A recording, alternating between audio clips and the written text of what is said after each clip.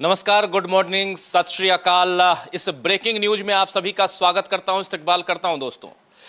एक छोटे से गैप के बाद फिर से ब्रेकिंग न्यूज की शुरुआत हम आप तक कर रहे हैं, पहुंचा रहे हैं। इस ब्रेकिंग न्यूज को आप जान रहे थे कि पिछले दिनों लोकसभा और राज्यसभा यानी संसद की कार्यवाही चल रही थी। नई सरकार बनी, 18वीं लोकसभा बन गई और उसके बाद वहां लोकसभा का स्पीकर चुन लिया गया, राहुल गांधी नेता प्रतिपक्ष चुन लिए गए, ये सब कुछ हुआ। इसके बाद एक छोटा सा गैप यानी एक ब्रेक, और उस ब्रेक के बाद अब फिर से ब्रेकिंग न्यूज। और इस ब्रेकिंग न्यूज को अब हमारे साथ लेकर आएंगे हमारे साथी समीरात्मज मिश्र जी। आप जानते हैं समीरात्मज मिश्र कई बार न्यूज पॉइंट में और दूसरे कार्यक्रमों में, नजरिया में, इन सब में एक एक्सपर्ट की भूमिका निभाते रहे हैं। समीरात्मज जी, आपका स्वागत करता हूं।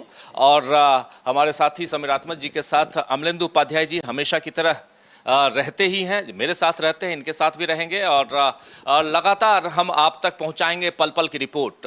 आज की खबर जब हम आप तक पहुंचाने जा रहे हैं तो आप जान रहे हैं कि राहुल गांधी चर्चा में हैं और लगातार चर्चा में हैं। राहुल गांधी पिछले दिनों आपने देखा हाथरस पहुंचे, हाथरस से पहले अलीगढ़ पहुंचे थे। ये जो घटना हुई थी हाथरस में, भगदड़ वाली घटना जिसमें 121 लोगों की जान चली गई थी, और हालांकि अनऑफिशियली कुछ और संख्या बताई जा रही है, लेकिन आधिकारिक तौर पर जो संख्या है, जो पुष्टि है, वो 121 लोगों की है, 121 कैजुअलिटीज की है।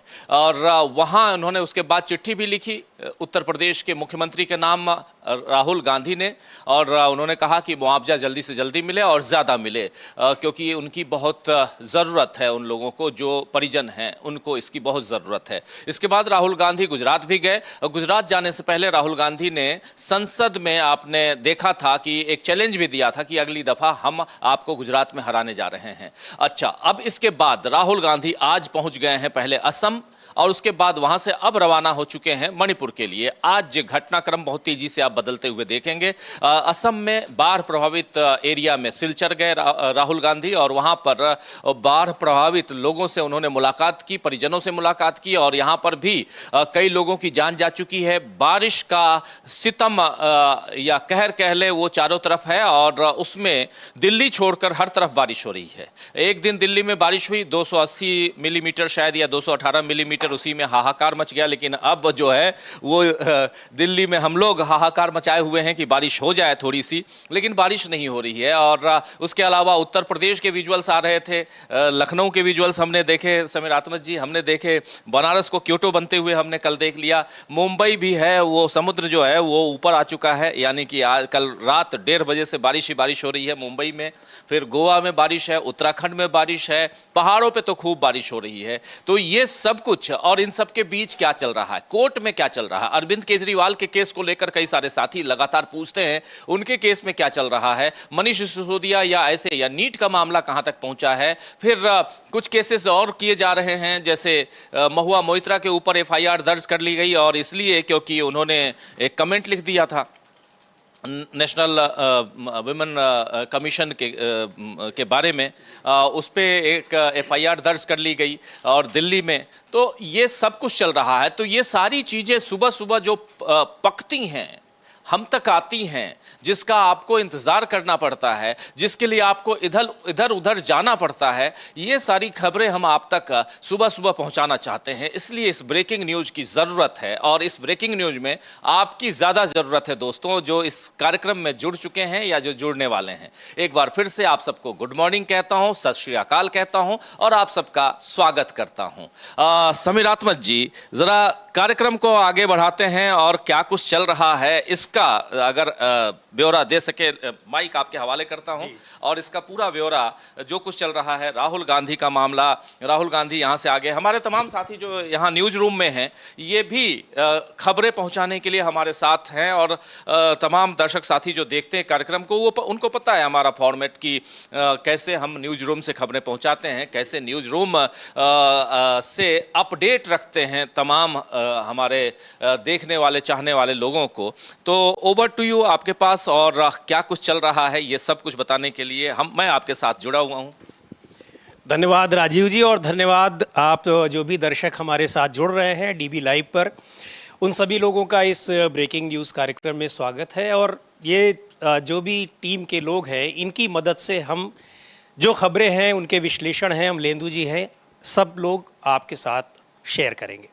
तो आपने तो बहुत डिटेल में राजीव जी सारी बातें बता ही दी कि जो खबरें अभी तक चल रही हैं दिल्ली से लेकर के, दिल्ली में बारिश क्यों नहीं हो रही है। हालांकि बारिश क्यों नहीं हो रही है उसका कारण तो मौसम वैज्ञानिक लोग बताएंगे, लेकिन जो आपने कहा कि लखनऊ में, बनारस में, जिसको आपने क्योटो कहा, आपने नहीं, प्रधानमंत्री जी उसको वादा किए थे कि क्योटो बनाया जाएगा, तब से बनारस में कुछ अच्छा होता है, तब तो नहीं, लेकिन इस तरह के दृश्य आते हैं तब लोगों को क्योटो की याद आती है। हालांकि जब उन्होंने कहा था कि हम क्योटो बनाएंगे, ये थोड़ा विषयांतर हो रहा है, लेकिन आपको बता दूं कि प्रधानमंत्री जी ने जब वादा किया था कि हम बनारस को क्योटो बनाएंगे, तो बहुत सारे लोगों ने कहा था क्योटो बनाने की ज़रूरत नहीं है, इसको बनारस ही रहने दीजिए। बहरहाल इस पर भी कभी चर्चा की जाएगी कि कितना क्योटो बना है और कितना बनारस बना है। अभी हम लोग आज की जो खबरें हैं, सबसे महत्वपूर्ण है जो राहुल गांधी की जो यात्रा है, मोदी जी भी जा रहे हैं, रूस आज जा रहे हैं, उनकी यात्रा भी बड़ी महत्वपूर्ण है और इस लिहाज से बड़ी महत्वपूर्ण है, ऐसे समय में हो रही है, काफ़ी दिनों के बाद मोदी जी रूस जा रहे हैं और ये यात्रा ऐसे समय हो रही है जबकि अमेरिका और उसके सहयोगी जितने भी यूरोपीय देश हैं, वो सभी लोग रूस को अलग थलग करने में लगे हुए हैं। तो बड़ी महत्वपूर्ण यात्रा है और उसको लेकर के भी चर्चाएं हैं। इधर राहुल गांधी मणिपुर जा रहे हैं, असम के बाढ़ प्रभावित इलाकों में गए। तो ये राहुल गांधी की जो यात्रा है, और लगातार अभी आपने विस्तार से बताया कि शुरुआत उन्होंने की हाथरस से, फिर वहाँ दिल्ली में रेल जो कर्मी होते हैं उनसे उन्होंने बात की, यद्यपि उसको लेकर के बड़ा हंगामा भी हो रहा है कि बिना प्रोटोकॉल तोड़ करके हो गए। इन सब यात्राओं से क्या लग रहा है कि ये इसका क्या पर्पस है? राहुल गांधी हालांकि एक्टिव पहले भी रहे हैं, इस तरह अक्सर वो बिना बताए ऐसे लोगों के पास पहुंच जाते रहे। मुखर्जी नगर वो कैंप इलाके में पहुंच गए जहां बहुत सारे छात्र रहते हैं। तो ये मतलब कह लें कि ये उत्साह है 100 सीटें पाने वाला, लोकसभा में अपोजिशन के लीडर बने हैं, ऑफिशियली पहली बार बने हैं, या फिर ये उनकी अपनी जो शैली है ये वही है? नहीं, ये शैली ही है और इसको उस हिसाब से देखा जाए कि राहुल गांधी ने जब भारत जोड़ो यात्रा की शुरुआत की थी, उस समय उन्होंने जो लाइन पकड़ा, वो लाइन क्या थी? वो लाइन थी न्याय दिलाने की, वो लाइन थी लोगों के दुख दर्द को बांटने की, और उसी लाइन पे वो चलते हुए आज भी दिखाई दे रहे हैं। राहुल गांधी उसके बाद सेकेंड यात्रा जब शुरू करते हैं तो उसमें न्याय शब्द को जोड़ते हैं। आप देखिए, भारत जोड़ो न्याय यात्रा बनती है। अब आप देखिए कि चाहे अग्निवीर का मामला उन्होंने अभी उठाया चुनाव के बाद, और वो भी सदन के अंदर अग्निवीर को न्याय दिलाने की बात उन्होंने की। हाथरस जाते हैं, हाथरस के लोगों को न्याय दिलाने की बात करते हैं। वो पहुंचते हैं गुजरात, वहाँ मोरबी के जो प्रभावित हैं उसमें 135 लोगों की जान गई थी पुल गिरने से, उन लोगों से मिलते हैं, उनको भी न्याय दिलाने की बात करते हैं। अभी जब वो असम पहुंचते हैं वहाँ भी न्याय की बात कर रहे हैं। जब वहाँ से निकल के अब मणिपुर कैंप में पहुँचेंगे वहाँ भी न्याय, यानी एक जो न्याय की डिमांड है उनकी तरफ से, यानी लोगों के दुखती रग को सहलाना, उस पर मरहम लगाना और उनके लिए कुछ डिमांड करना, उनकी आवाज़ बनकर सदन से लेकर सड़क तक रहना, ये राहुल गांधी कर रहे हैं। ये साफ दिखाई दे रहा है समीरा तमस जी। और ये एक पैटर्न जिसमें राजनेता काफ़ी बहुत कम लोग फिट हो पाते हैं, क्योंकि इसके लिए आपको बहुत कुछ सेक्रीफाइस करना पड़ता है। जैसे आप देखिए, राहुल गांधी पहुँचे दिहाड़ी मजदूरों के बीच। जिस समय राहुल गांधी दिहाड़ी मजदूरों के बीच पहुंचे थे, उस समय उनके घर पर देश का एक बहुत बड़ा व्यापारी उनका इंतज़ार कर रहा था और नाम है मुकेश अंबानी। वो चाहते मुकेश अंबानी के साथ 1.5 घंटे वो इंतज़ार किए, मुकेश अंबानी के साथ 1 घंटा बिताकर, और बहुत डीलिंग हो सकती थी, बिजनेस हो सकता था, कुछ बातें हो सकती थी, लेकिन वहाँ चुनावी चंदा भी मिल सकता था। बिल्कुल, हालांकि अब वो कैंसिल कर दिया गया जी, तो चुनावी चंदा मिल सकता था। अमलेंदु जी हंस रहे हैं। वो टेम्पो से नहीं पहुंचे थे ना, वो टेम्पो से पहुंचते तो मामला होता, और मोदी जी की नज़र टेम्पो पर रहती तो टेम्पो से पहुंचना चाहिए था अंबानी जी को। तो सही कह रहे हैं आपकी, ये सारी चीज़ें, दुख दर्द न्याय, उनकी वही कर सकता है जो हर समय ज़मीन पर रहता है। और राहुल गांधी पिछले काफ़ी समय से वो दिखाई पड़ते हैं। यात्रा इतनी लंबी लंबी उन्होंने 2 की। अभी आपने जब अग्निवीर का मुद्दा उठाया तो इसको लेकर के बहुत ज़्यादा पॉलिटिसाइज किया जा रहा है, राजनीतिकरण किया जा रहा है। बताया जा रहा है कि उन्होंने लोकसभा में गलत बोला, लेकिन इस अग्निवीर की परीक्षा जो तैयारी कर रहे हैं उनकी बात अगर हम छोड़ भी दें, जो अग्निवीर शहीद हुए हैं सीमा पर किन्हीं वजहों से, उनके परिवार वालों की ओर से अब लगातार ये बयान आ रहे हैं कि उनकी बहुत अनदेखी की गई है। ऐसे कई उदाहरण हम लोग अब देख रहे हैं कि अखबारों में छप रहे हैं, ग्राउंड रिपोर्ट्स आ रही हैं। तो इस मुद्दे को उठाकर के उन्होंने वास्तव में अग्निवीरों के लिए न्याय दिलाने का एक बड़ा काम तो किया ही, और लग रहा है कि सरकार भी धीरे धीरे ही सही उस पर आगे बढ़ रही है। बिल्कुल बिल्कुल सही कह रहे हैं। अग्निवीर, अब देखिए उसमें एक नहीं बल्कि वो दो दो वीडियो बनाते हैं। पहली बार वो कहते हैं कि अग्निवीरों को आप शहीद नहीं कहते, सदन के अंदर खड़े हो जाते हैं। फिर राजनाथ सिंह रक्षा मंत्री, और वो कहते नहीं आप गलत बोल रहे हैं, सच्चाई ये है कि 1 करोड़ रुपए हम दे रहे हैं और फिर शहीद का दर्जा भी दे रहे हैं। लेकिन जब क्लैरिफिकेशन आता है इंडियन आर्मी की तरफ से, तो वहाँ अग्निवीर को वहाँ शहीद का दर्जा, मार्टर का दर्जा नहीं दिया जाता है। उनको सीधा सीधा ये कहा जाता है कि अग्निवीर अजय सिंह, अग्निवीर शहीद अजय सिंह नहीं कहा जाता। तो यहाँ एक तो खारिज हो जाती है बात। दूसरी बात खारिज होती है कि आप कह रहे हैं कि 1 करोड़ रुपए हमने दिया। राहुल गांधी बार बार कह रहे हैं कि आपने पैसा नहीं दिया है, और अग्निवीर अजय सिंह के पिता भी कहते हैं यही बात। राहुल गांधी वीडियो मंगवाते हैं, वीडियो जारी करते हैं, उसके बाद फिर राहुल गांधी पे अटैक होता है राइट विंगर्स की तरफ से। तो फिर राहुल गांधी एक वीडियो बनाते हैं और वो कहते हैं कि देखिए सच्चाई ये है कि उनको 98 लाख रुपए, 98,36,000 रुपये जो मिला है, या 39,000 रुपये, वो रुपए LIC के मिले हैं। वो रुपए उनके न कि पंजाब सरकार की तरफ से जो 1 करोड़ मिलना है उसमें से 50 लाख रुपया मिला है, केंद्र सरकार से 1 पैसा नहीं मिला है, मुआवजा नहीं मिला है। ये बात यहाँ पर बता रहे हैं राहुल गांधी। तो कहीं ना कहीं राहुल गांधी अपनी बातों की सच्चाई भी देश दुनिया तक पहुँचाने की कोशिश कर रहे हैं, और साथ साथ ये भी कर रहे हैं कि मैं झूठ नहीं बोल रहा हूँ। तो राहुल गांधी की एक छवि कि एक ऐसा नेता है जो सच्चा नेता है, जो सच के साथ रहता है, सच बोलता है, ये जो छवि बन रही है और जो बना ली है राहुल गांधी ने, पिछले महिलाएं आकर के अभी भी रोती बिलखती महिलाएं उनसे लिपट रही हैं। किस नेता के साथ कोई महिला या कोई बच्ची लिपटना चाहेगी? आप मतलब कल्पना कर सकते हैं, किस अनजाने पुरुष से अगर कोई लिपट रहा है तो उसमें कम से कम अपनत्व वो देख रहा है, तभी उसमें उससे उसकी इतनी चाहत है, और इसलिए है क्योंकि वो उनके बीच जा रहा है। आज अगर वो जा रहे हैं, अभी जो विजुअल्स देखिए, ये विजुअल्स मैं चाहूँगा कि फुल स्क्रीन अगर ले आइए। अभी राहुल गांधी पहुँचे हुए हैं, असम के विजुअल्स हैं, और इन विजुअल्स को देखिए। यहाँ क्यों पहुँचे हैं राहुल गांधी इन लोगों के बीच? ये असम की तस्वीरें आप क्यों पहुँचे हैं और किस विश्वास के साथ वहाँ पे, ना तो इनकी सरकार है और कुछ नहीं है, उसके बावजूद किस विश्वास के साथ लोग वहाँ मिल रहे हैं? बिल्कुल, ये विश्वास इसलिए है क्योंकि राहुल गांधी ही एक आवाज़ है जो दिख रहा है, कम से कम पहुंच रहा है लोगों के बीच। नरेंद्र मोदी आज तक मणिपुर नहीं गए। नरेंद्र मोदी को मणिपुर बोलने में बहुत तकलीफ होती रही। अभी राहुल गांधी मणिपुर पहुंचेंगे। उसके बाद शाम को राहुल गांधी का कार्यक्रम वहाँ राजभवन में भी राज्यपाल से मिलने का भी है। मणिपुर, चूँकि हमारी टीम भी, मैं पर्सनली भी गया था, राहुल गांधी ने जब अपनी यात्रा की शुरुआत की थी तो वो स्थितियां दूसरी थीं, और आज भी वही हैं। हाँ, उसमें बदलाव तो हुआ नहीं, तनाव वहाँ अभी भी बना हुआ है, लोग इधर उधर, एडवाइजरी जारी है कि किसको कहाँ जाना है। बिल्कुल वही, इसलिए यहाँ पर चाहे मणिपुर हो चाहे असम हो, पूर्वोत्तर में अब बदलाव दिखाई दे रहा है समीर जी। और वो बदलाव ऐसा है कि यहाँ से अभी पहली बार ऐसा हुआ है कि केंद्र में सरकार नरेंद्र मोदी की है और पूर्वोत्तर में नरेंद्र मोदी को हार मिली है। अमलेंदु जी और अच्छे से बताएंगे, और हमारे साथी उधर अविनाश जी भी बताएंगे कितनी। अविनाश जरा आ जाइए इधर और जरा बताइए कितनी कितनी सीटें पूर्वोत्तर में नरेंद्र मोदी को, जो पहले सीटें थी 25 सीटें, आप उसमें असम भी मिला लीजिए, लेकिन असम की 14 सीटें मिलाकर टोटल 25 सीटें होती हैं। लेकिन असम को छोड़ दो तो आप वहां पर आपको कुछ नजर नहीं आएगा, सब तरफ मोदी की हार है। हार ही हुई है। तो क्या इसका ये मणिपुर का इम्पैक्ट है? पहले तो आप जरा सीटों के बारे में। हाँ बिल्कुल, मणिपुर का इम्पैक्ट तो बिल्कुल है कि मणिपुर में पिछली बार दोनों सीटें एनडीए के पास थी, एक सीट बीजेपी के पास थी और एक सीट बीजेपी के अलाइज के पास थी। इस बार मणिपुर में वो दोनों सीटें हार गए, दोनों सीटें कांग्रेस को इस बार मिल गई हैं। बीजेपी को सिर्फ और सिर्फ एक त्रिपुरा और दूसरा अरुणाचल प्रदेश, इन 2 जगह को छोड़कर हर स्टेट में नुकसान हुआ है। चाहे वो मणिपुर हो, मेघालय हो, मिजोरम हो, वो हर जगह स्वीप होता चला गया है, कहीं उनका खाता ही नहीं खुल पाया है। अब अमलेंदु जी, अब ये बताइए कि ये जो राहुल गांधी हाथरस से लेकर के और नई दिल्ली स्टेशन से लेकर के अब मणिपुर जा रहे हैं।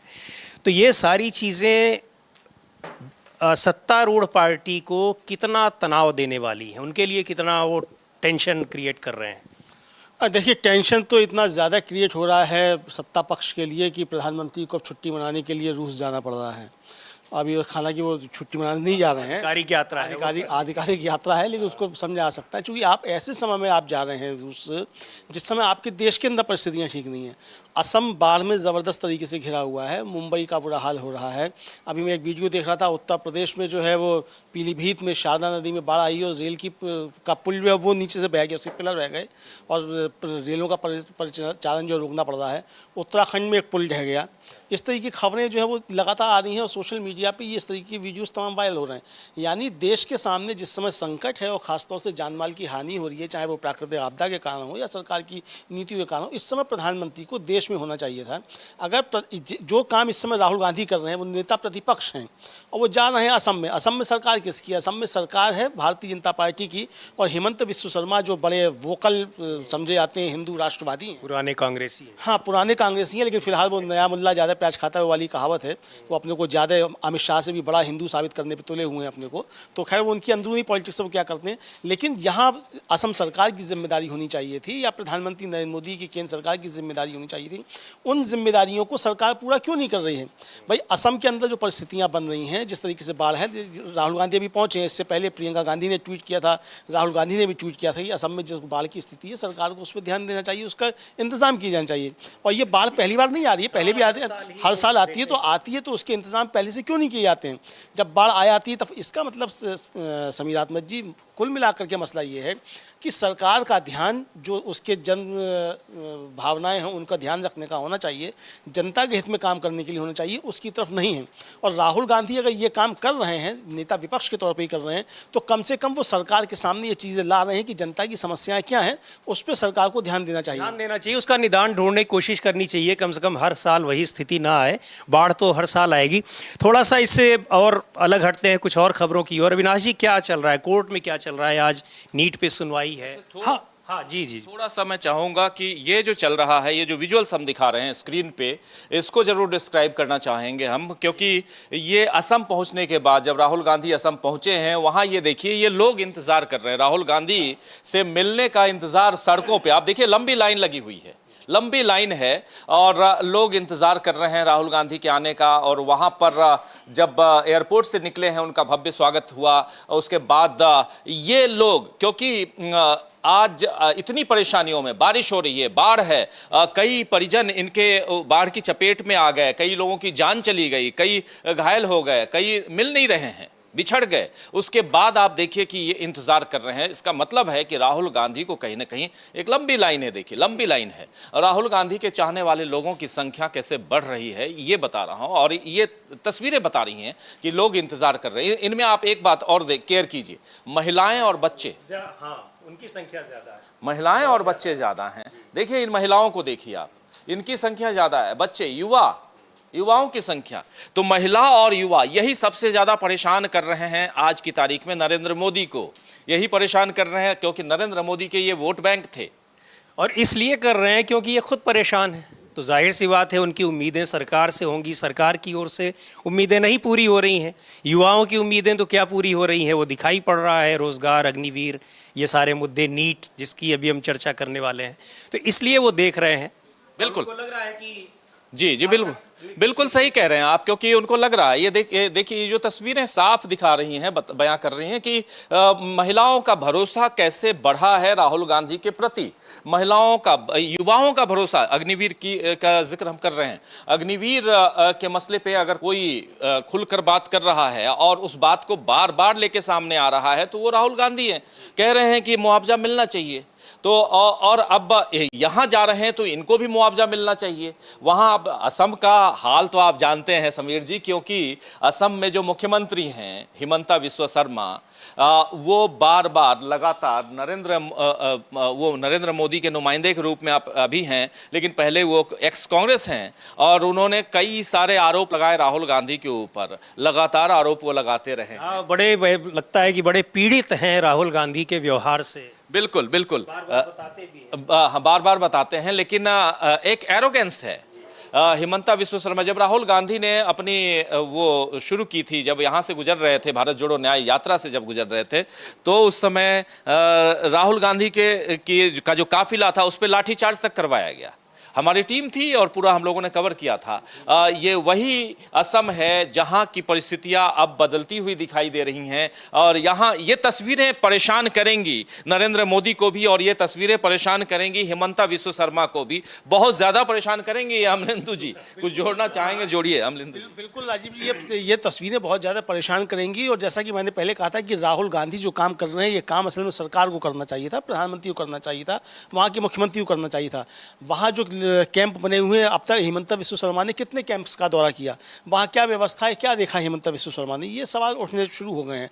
राहुल गांधी अगर दिल्ली से पहुँच करके असम में क्या स्थिति है इसको देख रहे हैं, तो गुवाहाटी से जाकर के हिमंता विश्व शर्मा क्यों नहीं देख सकते? प्रधानमंत्री नरेंद्र मोदी जिस समय रूस जा रहे हैं, रूस जाने से पहले उनकी प्राथमिकता असम को देखना क्यों नहीं है?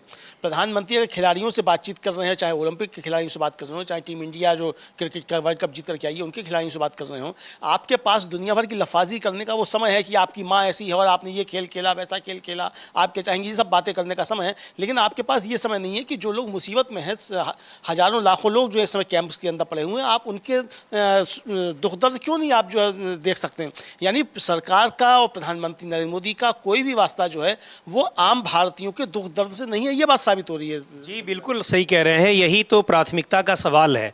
और जो आपने चर्चा की कि खिलाड़ियों के साथ, ठीक है, विश्व कप जीत करके वो टीम आई है, उनके साथ मिलना चाहिए ही प्रधानमंत्री को, लेकिन वही 100 किलोमीटर की दूरी पे इतना बड़ा हादसा हुआ है और सैकड़ों लोगों के मरने की खबर आ रही है। तब तक तो बिल्कुल ताज़ी खबर थी और सोशल मीडिया पे इस बात को लेकर के चर्चा भी हुई। यद्यपि जो हमारा, जिसको हम लोग मेन स्ट्रीम मीडिया कहते हैं, यद्यपि अब वो नहीं रहा उस तरह से मेन स्ट्रीम मीडिया, वहाँ पे उसकी कोई चर्चा नहीं है।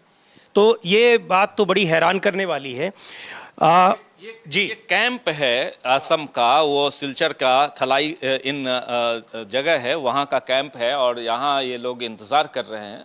और देखिए बच्चे भी हैं और इस कैंप में ये सब हैं। बाढ़ प्रभावित एरिया है और इस एरिया में यहाँ राहुल गांधी का इंतज़ार। लेकिन यहाँ देखिए कौन लोग हैं, यहाँ मैक्सिमम बच्चे हैं, महिला हैं, नौजवान हैं। और अगर ये आज की तारीख में इंतज़ार कर रहे, ये लाए गए नहीं हैं, ये स्पेशली लाए गए जैसे होते हैं ना कि एक नेता आ रहा है, भाषण देने आ रहा है, चुनाव की में रैली है और उसको लेके आया जा रहा है, दिखाना है कितनी भीड़ है।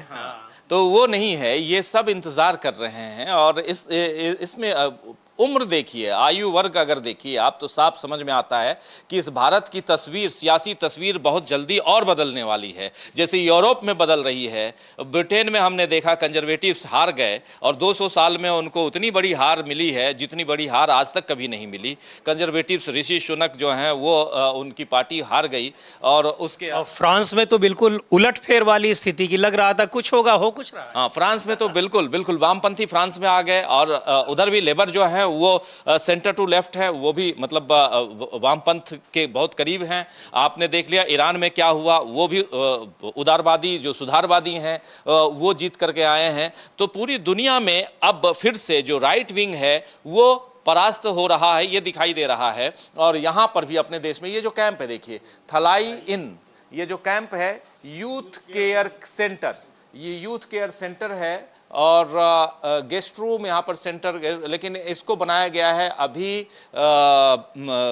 जो शरणार्थी हैं उनके लिए बनाया गया है। ये बहुत इंपॉर्टेंट प्लेस आज की तारीख में। राहुल गांधी यहाँ पहुंचकर राहुल ने बोला, चूंकि अब राहुल गांधी निकल चुके हैं लेकिन ये थोड़ा पहले का विजुअल है, लेकिन इम्पॉर्टेंट है ये देखना। और यहाँ से शायद ये असम का ही है ना, ये हाँ असम का ही है क्योंकि थोड़ा वो तो असम की ये तस्वीरें। और थोड़ी देर बाद, क्योंकि अभी से थोड़ी देर बाद अब 11:30 का वक्त है लगभग होने को है और राहुल गांधी अब मणिपुर पहुंच रहे हैं। मणिपुर में तो और भी भयावह स्थिति है, दो समुदायों के बीच जो झगड़े हैं, जो कॉन्फ्लिक्ट है वो ऐसे उभार पे है, आज भी उभार पे है और सरकार नहीं चाहती है। खासकर वहाँ के मुख्यमंत्री पता नहीं वो उनमें और नरेंद्र मोदी में क्या पैक्ट है वो आज तक समझ में नहीं आया। आप मुख्यमंत्री को तत्काल बदलना चाहिए। दो आपके सांसद हार गए, 2 सीटें आप गंवा दिए, उसके बाद भी मुख्यमंत्री को कुर्सी से ऐसे फेविकोल से चिपका दिए हो कि वो उससे बाहर निकलना ही नहीं चाहता।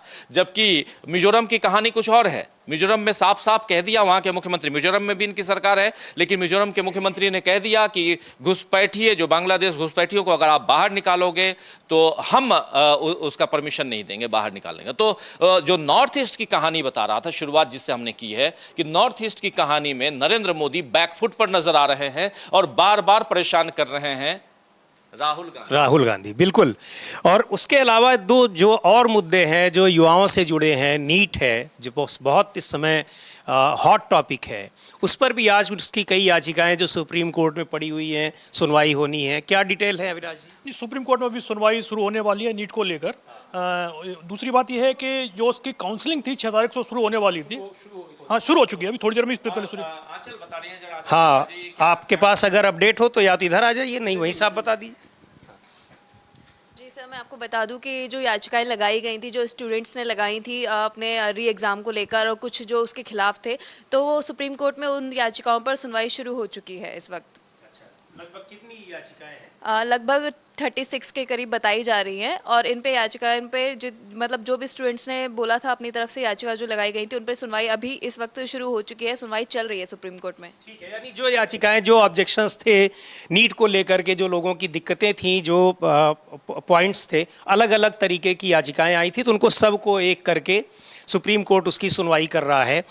इसमें DY Chandrachud, justice JV Pardiwala, justice Manoj Mishra, इन 3 की संयुक्त बेंच है, वो इसकी सुनवाई कर रही है और 36 याचिकाएं हैं सब मिला करके। और इसमें और क्या अपडेट है? काउंसलिंग भी होने वाली थी, वो भी टल गई है, तो क्या लग रहा है कि परीक्षा रद्द हो सकती है? परीक्षा रद्द होने का फैसला तो सुप्रीम कोर्ट करेगा, क्योंकि सरकार नहीं चाहती परीक्षा रद्द हो जाए। हाँ, वो तो शुरुआत में वो यही मानने को तैयार नहीं थी कि पेपर लीक हुआ है, लेकिन अब खबर जो आ रही है वो बताया जा रहा है कि पेपर इस बार का नहीं, पिछले साल का भी लीक हुआ था। 2023 में भी नीट का पेपर लीक हुआ है और इस बार भी वो लीक हुआ है। शुरुआत में तो मान ही नहीं रहे थे, फिर उसके बाद उन्होंने माना कि भाई 2 सेंटरों पर कुछ गड़बड़ हुई है, और दोनों सेंटर कहाँ के हैं?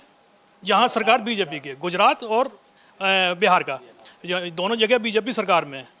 तो अभी अब सुप्रीम कोर्ट क्या फैसला देता है कि द्वारा, क्योंकि कई याचिकाएं लगी हुई हैं, कुछ स्टूडेंट वो भी पहुंचे हैं जिनका सिलेक्शन हुआ है, वो चाहते हैं कि नहीं हो, हाँ कि नहीं हो। अच्छा, जी, इसमें ये है कि शुक्रवार को एक रिजोंडर दाखिल किया सुप्रीम कोर्ट में केंद्र सरकार ने, और उसमें उसने कहा है कि इसका जो है वो दोबारा परीक्षा नहीं होनी चाहिए, क्योंकि इससे जो छात्र जो परीक्षा पास कर चुके हैं, जो दिया है, उनके ऊपर प्रतिकूल असर पड़ेगा। तो ये सरकार का तर्क है। हालांकि ये तर्क क्या है, प्रतिकूल असर तो पूरे 28 लाख छात्रों पे पड़ रहा है। हमारे न्यूज़ रूम में यश भी बैठे हुए हैं, कुछ आपके पास भी अपडेट होगा तो आप दीजिएगा, कुछ अगर नई खबरें आ रही हैं आपके पास, अभी हम आते हैं। राजीव जी, एक चीज़ मुझे बताइए, अमलेंदु जी आपसे भी ये सवाल पूछूंगा मैं, ये इतना बड़ा मसला है छात्रों का, युवाओं का, और लगातार परीक्षा दर परीक्षा कैंसिल हुई, उसमें धांधलियाँ हुई, घपलेबाजी हुई। उत्तर प्रदेश में आपने देखा कि पब्लिक सर्विस कमीशन के मेंस एग्जामिनेशन में, जुडिशरी की परीक्षा में कॉपियां ही बदल दी गई। मतलब ये तो 50 लोगों की हद दर्जे की, जिसको पहले आयोग मना कर रहा था, लेकिन जब छात्रों ने याचिका डाली और कोर्ट ने परमिशन दी कि नहीं आप इसको दिखाइए छात्रों को, इतनी बड़ी धांधली, ये सारी चीज़ें हो रही हैं, सरकार इसमें कर क्या रही है? और उसका इस लोकसभा चुनाव में हमने देखा कि नुकसान भी हुआ है, कम से कम उत्तर प्रदेश में तो मुझे साफ तौर पर नुकसान होते दिखा है।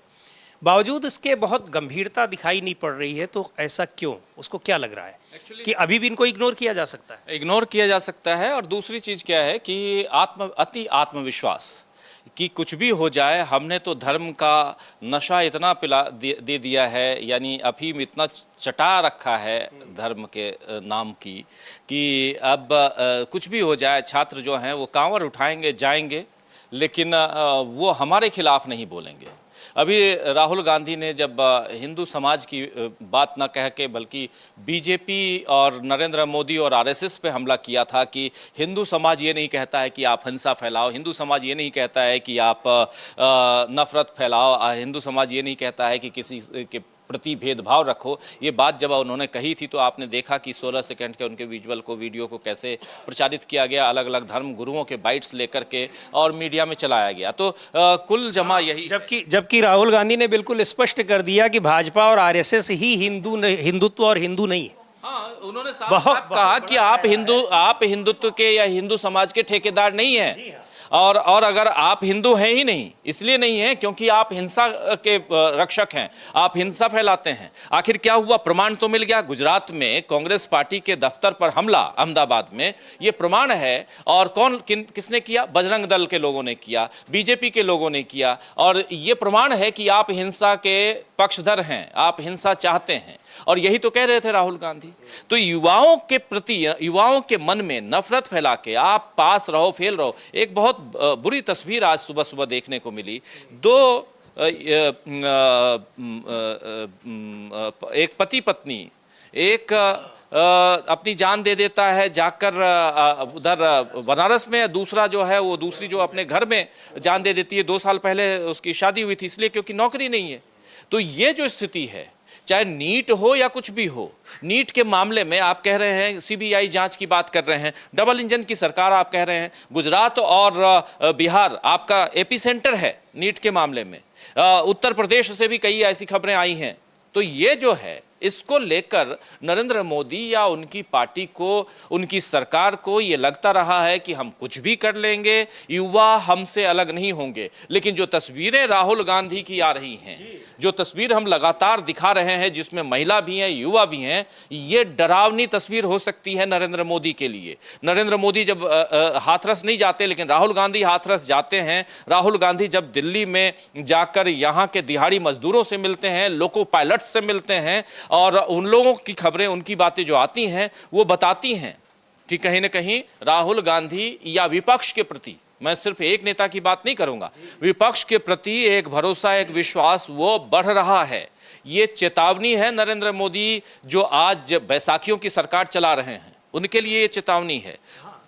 यही मैं जानना चाह रहा था कि ये जो झटका लगा है, विशेष तौर पर उत्तर प्रदेश में भी और जगहों पे भी झटका लगा है, खाली उत्तर प्रदेश में ही नहीं, तो क्या इससे भी सीखने की कोशिश नहीं कर रहे हैं? या जो आपने कहा कि अति आत्मविश्वास, अभी भी उस अति आत्मविश्वास में है? एक्चुअली हम आपको दूसरी बात बताने वाले हैं। राहुल गांधी आसाम से मणिपुर पहुंच गए हैं। वहाँ वो जिरीबाम रिलीफ कैंप का उन्होंने दौरा किया है और अब वो चूराचंदपुर की तरफ वहाँ पहुंचने वाले हैं। तो ताज़ा खबर ये है कि राहुल गांधी मणिपुर पहुंच चुके हैं। हाँ जी, वो मणिपुर पहुंच चुके हैं। वो चूराचंदपुर पहुंचने वाले हैं। जिरीबाम राहत शिविर का उन्होंने दौरा भी कर लिया है।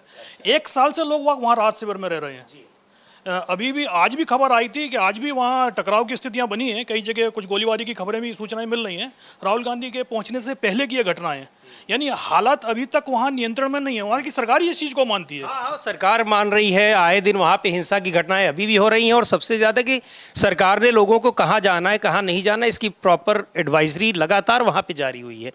अमलेंदु जी, जिस सवाल पर हम लोग थे अभी कि क्या सरकार को युवाओं की इस नाराज़गी का अभी भी कोई उसको डर नहीं है क्या? नहीं, देखिए, ये इस सरकार को किसी का कोई डर नहीं है, और ख़ासतौर से जनता का तो बिल्कुल भी डर नहीं है। और डर इसलिए नहीं है समीर अहमद जी, चूँकि उनको लगता है कि वो धर्म की जो अफीम पिलाएंगे, उसके ज़रिए वो अपनी सारी समस्याओं को हल कर लेंगे और जनता का ध्यान समस्याओं की तरफ नहीं जाएगा। लेकिन उनका ये मिथक जो है इस बार जनता ने तोड़ा है, और जनता ने मजबूर किया है भारतीय जनता पार्टी को कि जनता के मुद्दे जो हैं वो चुनाव में किस तरीके से मुद्दे बनते हैं, और अब भारतीय जनता पार्टी के मुद्दे जो चुनाव में नहीं चलेंगे, ये एक तरीके से साबित हो गया है। तो अगर अब भी इससे कोई सबक लेना नहीं चाहती है भारतीय जनता पार्टी, तो ये उनका अपना मसला है।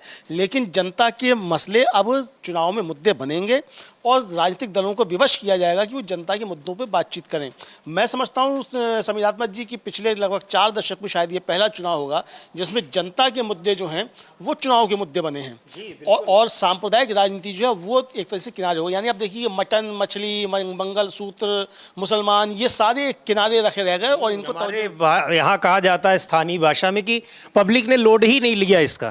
कुछ ध्यान ही नहीं दिया, कुछ भी कहते रहो, लोड ही नहीं लिया, बल्कि दूसरी तरफ लोड दे दिया उसने। मतलब मोदी जी लोड ले गए लोड जो है वो मोदी जी ले गए।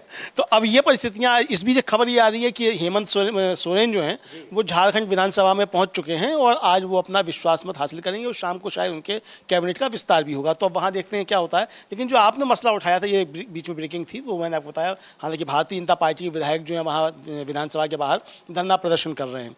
तो आपने जो मसला उठाया कि जो युवाओं के मसले हैं उन पर सरकार का ध्यान क्यों नहीं है, अब आप देखिए कि इसके पीछे खेल क्या खेला जा रहा है कि साहब जिन्होंने तैयारी की, जिनका नाम आ गया उनका, अरे भाई जिन्होंने तैयारी की, जिनका नाम आ गया वो फिर तैयारी दे लेंगे। लेकिन अगर मान लीजिए इस लिस्ट में ऐसे लोग आ जाएं, अगर मान लीजिए 50,000 का सूची जारी होती है और उसमें 1,000 लोग ऐसे आ जाएं जो कि पेपर चुरा करके उस तरीके से आए हैं इस परीक्षा में, तो इस परीक्षा की क्या महत्व रह जाएगा। जो 1,000 फिर इस तरीके के डॉक्टर बन के निकलेंगे, वो कितने लोगों की ज़िंदगी के साथ खिलवाड़ करेंगे। तो जो छात्र आ गए हैं तो उनका नुकसान ना हो, उससे ज़्यादा महत्वपूर्ण ये है कि पूरी परीक्षा की शुचिता बनी रहे और जो डॉक्टर बन करके निकलेंगे वो आगे किसी के जीवन के साथ कोई खिलवाड़ ना करें, ये ज़्यादा महत्वपूर्ण है। मुझे लगता है कि अब सुप्रीम कोर्ट इस पर, चूँकि सुनवाई चल रही है, ज़्यादा टिप्पणी करना उचित नहीं है, सुप्रीम कोर्ट इस पर खुद जो है एक तरीके से ध्यान देगा। इस बीच एक खबर ये है समीर अहमद जी, जस्टिस PV संजय कुमार हैं, सुप्रीम कोर्ट के जज हैं, वो एक HR खन्ना मेमोरियल लेक्चर होता है तो उसका चौथा लेक्चर था, उसमें कल वो थे, तो उन्होंने एक बड़ी महत्वपूर्ण बात कही। चूँकि आपने देखा कि चुनाव में किस तरीके से संविधान बचाना जो है वो एक मुद्दा बना हुआ था और एक गंभीर मुद्दा था ये, और इस 400 पार का जो नारा दिया गया उसने किस तरीके से संविधान बचाने की लड़ाई में बदल दिया। जस्टिस PV संजय कुमार का कहना है कि संविधान संशोधनों की आड़ में जो मौजूदा संविधान है उसको तहस-नहस नहीं किया जा सकता। यानी कि संविधान को लेकर के चिंताएं, समीर अहमद जी, इसका मतलब कहा जाए अपेक्स कोर्ट जो है, जो देश की सर्वोच्च शीर्ष संस्था है न्यायपालिका की, उसके अंदर भी अब ये चिंताएं संविधान को लेकर के समझी जा सकती हैं। मुझे लगता है कि देश काफ़ी तेज़ी से बदल रहा है और चिंताएं आ रही हैं। बिल्कुल भी। और मुझे लगता है कि जस्टिस संजय कुमार ने वो याद दिलाया कि जो फंडामेंटल जो ये होता है उसका जो मूल ढांचा जो होता है, फंडामेंटल स्ट्रक्चर जी। इस बीच ये तस्वीरें कुछ राहुल गांधी की और कैंप की भी, जो अभी हम थलाई कैंप दिखा रहे थे वहाँ की तस्वीरें भी, और यहाँ की अगर फुल स्क्रीन लेके आ सकते हैं तो ले आइए। और राहुल गांधी शायद बात भी कर रहे हैं, ज़रा ये भी सुनेंगे, ज़रा पूरा दिखाइए क्या कुछ है, क्योंकि इन तस्वीरों पर सबकी निगाहें टिकी हुई हैं, इसलिए भी ज़रूरी है कि राहुल गांधी पहले पहुंचते हैं असम थलाई इन कैंप में, वहां पहुंचते हैं सिलचर के पास, और उसके बाद अब ऑलरेडी जैसा बता रहे थे अपने साथी अविनाश की, वो पहुंच चुके हैं चूड़ाचांदपुर मणिपुर में, और यहाँ क्या बातें हो रही हैं, अगर कुछ बाइट्स हैं, पूरा फुल शुरुआत से देखते हैं क्या कुछ चल रहा है।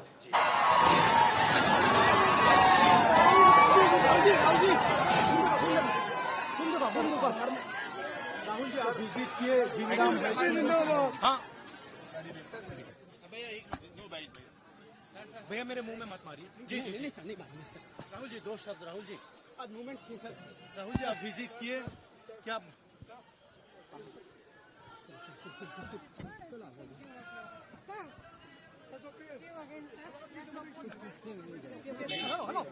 क्या हो रहा है? सर आप लोगों का सपोर्ट चाहिए सर।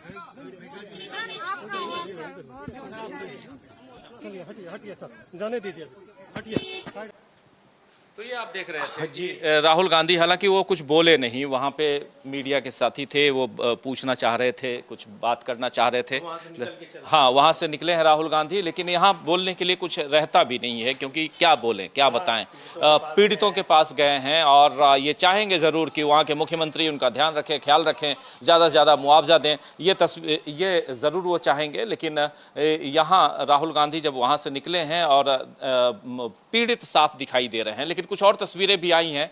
मैं कहूँगा कि कुछ तस्वीरें जो कुछ विजुअल्स के रूप में जो हैं उसको भी स्क्रीन पर ले आइए, जिसमें राहुल गांधी जब वहाँ के पीड़ितों से मुलाकात कर रहे हैं वो तस्वीरें भी आ गई हैं। ये असम की बात कर रहा हूँ। और इसके बाद समीर अहमद जी वो पहुँचे हैं मणिपुर के कैंप में भी उनकी मुलाकात हुई है, वो भी हम तस्वीर जल्दी लेकर आएंगे। लेकिन ये तस्वीरें बहुत मायने रखती हैं, क्योंकि जो शुरुआत में बात हो रही थी ना, न्याय, ये वही न्याय वाली तस्वीरें हैं। अब ये देखिए, ये दूसरी तस्वीरें आ गई राहुल गांधी की, फुल स्क्रीन अगर ला सकते हैं तो ले आइए।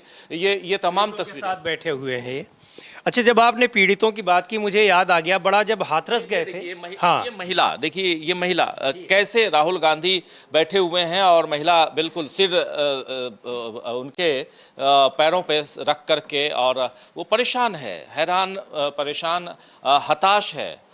ये राहत शिविर में लोगों की जो परेशानी है वो साफ बयां कर रही है। ये तस्वीर अपने आप में बहुत कुछ कहती है। मैं कह रहा हूं कि इस तरह की कई तस्वीरें अभी हाथरस से आई थी और बहुत ही पोलाइटली उन्होंने यूपी के मुख्यमंत्री से कहा कि ये जो आपने मुआवजा दिया है ये बहुत कम है, थोड़ा इसमें बढ़ोतरी की जानी चाहिए। अब देखिए अभी उसमें बढ़ोतरी हुई कि नहीं ये तो अभी खबर नहीं आई है, लेकिन बहुत जेन्युइन बात उठाई थी उन्होंने। जी यश, आपके पास कुछ? जी, राहुल गांधी जी के मणिपुर दौरे की खबर तो प्रमुखता से चल ही रही है, लेकिन इस दौरान एक अपडेट सामने आ रहा है अरविंद केजरीवाल को लेकर।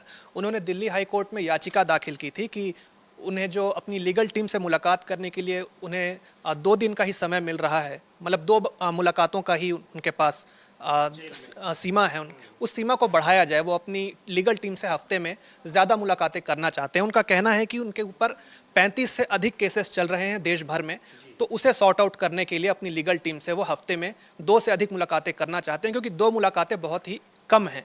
इसको लेकर नीना बंसल कृष्णा की जो जस्टिस हैं, उन्होंने जेल प्रशासन, तिहाड़ जेल प्रशासन को और ईडी को नोटिस भेजकर जवाब तलब किया है, और इस मामले में जो अगली सुनवाई है वो 15 जुलाई को रखी गई है। यानी कोर्ट ने नोटिस जारी किया है ये केजरीवाल की कि उनको क्यों नहीं दी जा रही है वकील से और मिलने की सुविधा, और क्या कारण है उसके पीछे? कि अगर ये जो दो मुलाकातें हैं इसको अगर बढ़ाया जाए तो इसको बढ़ाना कितना उचित होगा, बढ़ाना चाहिए भी कि नहीं किया, क्योंकि ये मांग उनकी जायज़ है या नहीं, इसको लेकर उन्होंने ईडी को भी नोटिस भेजा है और तिहाड़ जेल प्रशासन को भी नोटिस भेजा है। बिल्कुल कि इतनी ज़्यादा वकीलों के साथ बैठक करना उनके लिए क्यों ज़रूरी है, ज़रूरी है भी कि नहीं ज़रूरी है। आते हैं वापस फिर से उस तस्वीर पर, और बहुत ही भावुक कर देने वाली ये तस्वीर है। पीड़ितों से जब राहुल गांधी मिल रहे हैं तो जाहिर सी बात है कि ये तस्वीर उनके अंदर एक भरोसा पैदा कर रही होगी कि है हमारी सुनने वाला कोई न कोई है, ऐसा नहीं है कि हम पूरी तरह से इग्नोर्ड हैं, उपेक्षित कर दिए गए। सबसे बड़ी बात ये है समीर जी कि देखिए राहुल गांधी के सामने जो ये महिला है, ये एक होता है पूरा एक समर्पण भाव, वो समर्पण भाव दिखाई दे रहा है इसमें। एक आस, एक उम्मीद दिखाई दे रही है कि कहीं से कोई उम्मीद है कि मेरी परेशानियों को कोई दूर कर सकता है, तो ये इंसान है। यही राहुल गांधी लगातार कर रहे हैं, और जो न्याय यात्रा से लेकर, भारत जोड़ो यात्रा से लेकर, और यही राहुल गांधी को एक अलग नेता के रूप में यहाँ स्थापित, ये तस्वीरें स्थापित कर रही हैं।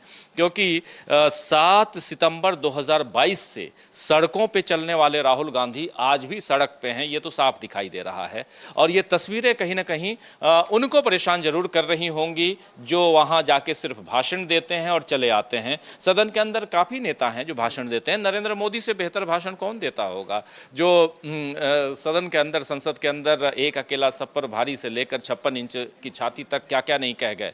लेकिन सबका साथ सबका विकास का नारा देने वाले नरेंद्र मोदी जी को इन तस्वीरों को बहुत गौर से देखना चाहिए, इसलिए भी क्योंकि यहाँ से राहुल गांधी एक जननेता के रूप में स्थापित होते हुए नजर आते हैं। राहुल गांधी लोगों के बीच, अब वो कितनी मदद कर पाएंगे कितनी नहीं, हालांकि राहुल गांधी के बारे में ये भी कहा जाता है कि कई लोगों को पर्सनल मदद करते हैं, निजी तौर पे मदद करते हैं वो, तो वो दिखता है यहाँ पे कि कई लोगों को, क्योंकि वो सरकार में तो है नहीं, जब सरकार आएगी तब वो देखेंगे। लेकिन आज वो चिट्ठी लिख सकते हैं योगी आदित्यनाथ को, चिट्ठी लिख सकते हैं नरेंद्र मोदी को, चिट्ठी लिख सकते हैं असम के मुख्यमंत्री हिमंता बिस्वा शर्मा को, वो चिट्ठी लिख सकते हैं वहाँ वीरेंद्र सिंह को मणिपुर में। लेकिन उसके अलावा पर्सनली जो इनसे हो सकता है वो कर सकते हैं, और ये एक उम्मीद जगाती है। अच्छा, कभी उस चीज़ का ढिंढोरा भी नहीं पीटते? ये मैं देखता हूँ कि ये उस व्यक्ति की जो गंभीरता है कितनी उसके व्यवहार में, ये चीज़ दिखाई पड़ती है। कभी इस चीज़ को बाहर लाने की कोशिश नहीं करते? नहीं, वो तो सही आप कह रहे हैं, कभी उन्होंने बताने की कोशिश नहीं की, जताने की कोशिश नहीं की कि मैंने किसी की मदद की। लेकिन यहाँ मदद की दरकार है। आपके घर, मवेशी, उसके अलावा बहुत सारी चीज़ें जो बह जाते हैं बाढ़ के कारण, और उसके बाद आप कैंप में रह रहे हैं, कुछ नहीं है। कुछ एक उस कैंप की स्थिति क्या रहती, कैसी रहती है, वो हम लोगों ने सब और हमारे तमाम दर्शक वो जानते हैं अच्छी तरह से, और उसमें रह रहे हैं। उनकी रोजी रोटी जा चुकी है, कमाई का कोई जरिया नहीं है। कुछ आ जा रहे हैं खाने के लिए, वो खा करके जीवन यापन कर रहे हैं। और यह एक बार की बात नहीं, तकलीफ ये होती है कि देखिए पुल बह रहे हैं। आज उत्तर प्रदेश में भी एक पुलिया के बहने की खबर आई। पिछले 19 दिनों में 13 पुल 19 दिनों में 13 पुल बिहार में बह गए। बिहार में बह गए। किसकी सरकार है बिहार में? ये डबल इंजन की सरकार है। 19 दिनों में 13 पुल बह जाना, नरेंद्र मोदी को इसकी चोट नहीं लगती क्या? जो बैसाखी बन के खड़े हैं नीतीश कुमार, उनको चोट नहीं लगती क्या? उनको तकलीफ नहीं होती क्या कि कर क्या रहे हैं? 19 दिनों में 13 पुल बह गए। और बारिश का, अभी बारिश आई नहीं, बरसात की तो शुरुआत है, मानसून तो अभी और बरसना है। मुंबई में सुबह 1:30 बजे से बारिश हो रही है, 300 मिलीमीटर सुबह सुबह बारिश। वही अभी आप जब शुरुआत में चिंता जता रहे थे कि दिल्ली में तो बारिश हो ही नहीं रही है, तो मुझे लगा कि ठीक है बारिश नहीं हो रही, बारिश ज़रूरी है, बारिश हो जाएगी तो यहाँ भी वही हालात होंगे, दिल्ली, नोएडा, गाजियाबाद में भी। एक दिन जो आपको लखनऊ बना, एक दिन की हालत आपने देखी थी, नाव चलने लगे। जब नाव चल जाती हैं दिल्ली जैसी जगह पे, तो उसके बाद आप और क्या कह सकते हैं? लखनऊ के हालात आपने बता दिए। आपने क्योटो बने हुए नए वाराणसी को, दोस्तों क्योटो आप जानते हैं कि जापान का एक शहर है और बहुत ही शानदार शहर है, और उस शहर को शायद नरेंद्र मोदी बहुत अच्छी तरह से जानते होंगे, पहचानते होंगे, इसलिए उन्होंने वादा किया था पहले टर्म में 2014 जब जीत के गए थे, तो वाराणसी को क्योटो बनाएंगे। क्योटो नहीं बना पाए, लेकिन नाव जरूर चलवा दिया उन्होंने, वो भी बारिश में। बारिश में एक चीज़ में, ये जो तस्वीरें हैं अभी हमारी स्क्रीन पे दिखाई भी पड़ रही है मणिपुर वाली, और ऐसी बहुत सारी राहुल गांधी की तस्वीरें हैं तमाम जगहों पे, पिछले कई साल से वो जा रहे हैं। आपने ये भी नोटिस किया होगा कि ऐसी तस्वीरों का और इस तरह की इनके जो मूवमेंट थे उनका कितना मजाक उड़ाया गया, और ये हुआ कि कुछ नहीं होगा, इससे कोई फ़र्क नहीं पड़ेगा। अमलेंदु जी, फ़र्क पड़ा कि नहीं पड़ा? नहीं, बिल्कुल फ़र्क पड़ा है समीर अहमद जी। और मजाक तो उड़ाने के लिए कुछ भी मजाक उड़ाया जा सकता है। अब मजाक उड़ाने के लिए हर कोई स्वतंत्र है, प्रधानमंत्री का ही मजाक उड़ाया जाता है, उड़ता ही।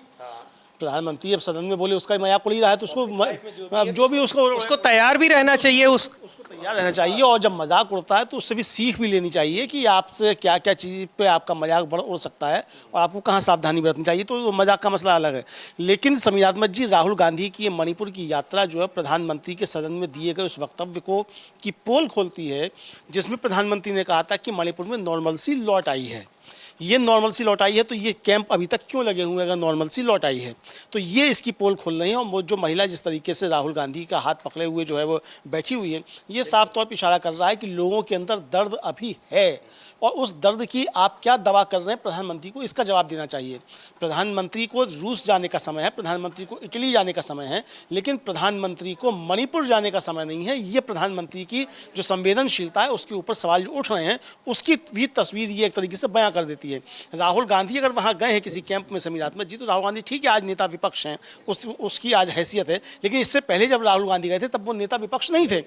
प्रधानमंत्री को जाना चाहिए था, गृहमंत्री को जाना चाहिए था, सरकार को वहाँ और लोगों को जाना चाहिए था, लेकिन कोई नहीं गया और आपने मणिपुर को एन वीरेंद्र सिंह के हवाले छोड़ दिया। जबकि उन्हीं के विधायक जो मतलब भारतीय जनता पार्टी के विधायक ही दिल्ली में आकर के डेरा डालते हैं कि इसको हटाओ यहाँ से, समस्या की जड़ यही व्यक्ति है, और उसको नहीं हटाया जा रहा है। बल्कि सदन में खड़े होकर के अमित शाह तो ये कह दे रहे हैं कि हमने इसलिए नहीं हटाया कि वो मुख्यमंत्री काम कर रहा है ठीक से, इसलिए हमने नहीं हटाया। तो यानी आप मुख्यमंत्री काम नहीं कर, उसका आप बचाव भी कर रहे हैं और अपनी गलतियां आप स्वीकार करने को तैयार भी नहीं है। वही तो अभी राजीव जी कह रहे थे कि न जाने क्या दोनों के बीच में पैक्ट है, और वो अगर उनके लिहाज से वो सही काम कर रहे हैं तो इसका मतलब कि पैक्ट है, ये बात पुष्ट हो जाती है। नहीं, पैक्ट तो निश्चित तौर पे असल में जो गुजरात मॉडल है वो मणिपुर में लागू किया जा रहा है, ये पैक्ट है।